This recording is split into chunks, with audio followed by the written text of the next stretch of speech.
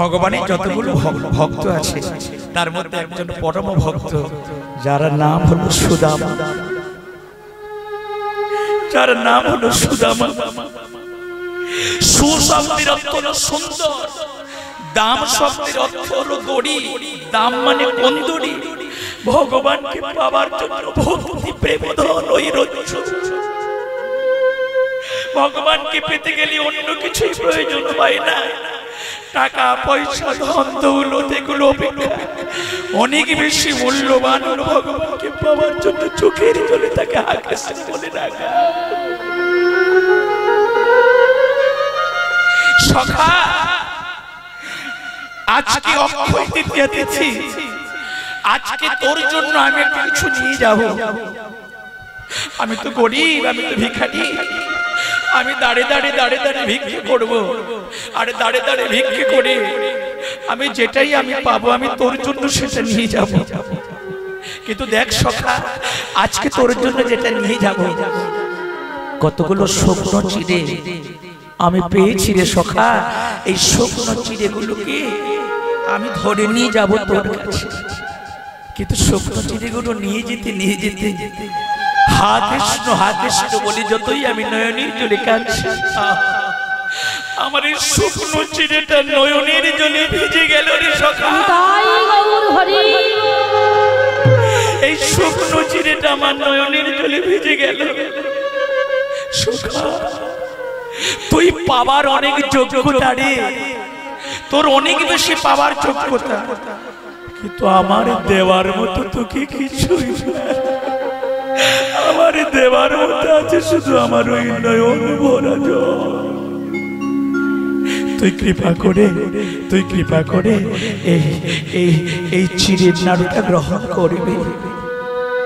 পরে সেই গুরুগৃহের কথা, যখন আমরা গুরুদেবের আশ্রমে ছিলাম তখন আমাদের গুরুদেব আমাকে কাষ্ঠ আনতে দিয়েছিল। আর ওই কাষ্ঠ আনতে গিয়ে খুব প্রবল বৃষ্টি করেছিল। ওই বৃষ্টির সময় আমি চিৎকার করে ডেকেছিলাম, আর এমতো সময় তুই আমার কাছে এসে তুই আমাকে রক্ষা করেছিলি এবং ওই আকাশের বৃষ্টিটা বন্ধ করে দিয়েছিলি। আমি সেদিন থেকে জানি রে সখা, তুই সামান্য কেউ নয়, তুই হলি ঈশ্বর পরম কৃষ্ণ, তুই হলি পরম ভগবান। সখা, তুই আমার জন্য যে চিড়ের নাড়ুটা নিয়ে এলি, এই চিড়ের নাড়ুটা নরম হয়ে গেল কি করে? এই চিড়ের নাড়ুটা নরম হলো কি করে? সখা, তোর কাছে আনতে আমার এই চিড়ের নাড়ুটা চোখের জলে একেবারে নরম কাদা মাটির মতো হয়ে গেছে। দে সখা দে, ওই নরম কাদা মাটির মতো ওই চিড়ের নাড়ুটা পেয়ে আমি আমার জীবন ধন্য করি।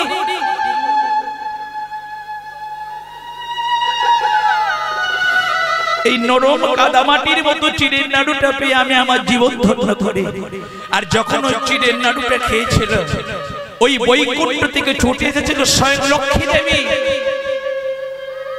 হে না প্রভু, আমি বৈকুণ্ঠপতি স্বয়ং লক্ষ্মী দেবী,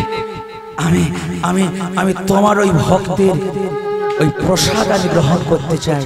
দাও না তোমার ওই ভক্তের নিবেদিত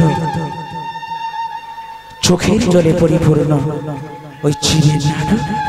ওই চিড়ের নাড়ুটা আমি লক্ষ্মী দেবী আমিও সেবা করার জন্য বৈকুণ্ঠ ধাম থেকে ছুটে এসেছি। হে ভক্ত মণ্ডলী, একটা কথা এখানে বলতে আমাকে বিশেষ ভালো লাগবে, একটু বলি। যারা ভগবানকে অন্তর দিয়ে ভালোবাসে, ভগবান তাদেরকে তিন জায়গায় ফেলিয়ে দেন। করমীচ ধনক্ষয়, করমীচ বন্ধু বিচ্ছেদ, করমীচ জীবন সংশয়, তেন কষ্টেন উত্তীর্ণ যদমম। বাংলা মানে কিছু নিতে পারলেন কি? অনেকে আমরা প্রশ্ন করি, দেখবেন, হে ভগবান, তোমার চোখ নাই, তুমি আমায় দেখতে পাও না, তুমি কেন আমাকে কৃপা করো না, তুমি আমাকে দিচ্ছ না কেন, তুমি আমায় দাও। ভগবান বলল, দেখো ভক্তগণ, আমি তো দেওয়ার জন্য হাত পেতে বসে আছি, আমি দেব বলে ভক্তদেরকে হাত পেতে বসে আছি, কিন্তু ভক্তরা নেওয়ার মতো কতটা যোগ্যতা অর্জন করছে সেটা আমাকে যাচাই করতে হবে না? ওই ভক্ত আমার কৃপা পাওয়ার জন্য কতটা যোগ্যতা অর্জন করেছে আমাকে দেখতে হবে। বলো না ভগবান, তুমি কখন কি গিয়ে তোমার মনের মতো ভক্তকে কৃপা করো?